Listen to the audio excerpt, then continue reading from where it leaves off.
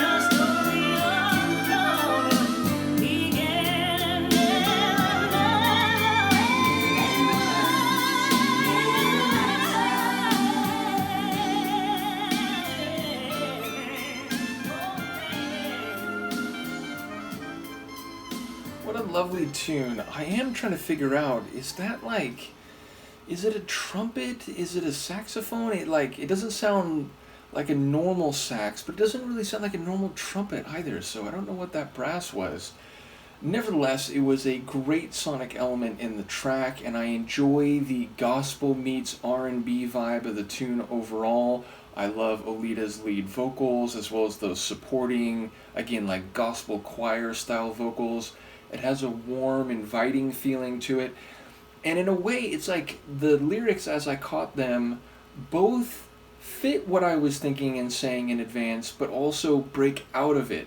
Which is further to say, if meeting someone and everything that can come from that is once in a lifetime, then it suggests, and indeed she makes explicit the idea that you haven't found that previously, and the idea that she's been maybe searching all the world around, high and low, looking for someone she can love and who can love her and who she can have this wonderful connection with. It's been unsuccessful up until the point where she found this guy. So like, implicitly, it's suggesting a lack of satisfaction or an inability to achieve what she's searching and striving for, but also it's not what I was thinking in regard to like once in a lifetime experience, and therefore anything after that will actually be failing to reach it, because she's saying the chance of meeting this person, of finding each other, that was once in a lifetime, and the opportunity could have been missed. You know, one person could have looked this way, the other person walked by, and boom, the entire relationship, everything wonderful and excellent and superior that follows from that meeting wouldn't have happened. So in a way, it's like it's once in a lifetime, but not in terms of never achieving anything on the same level.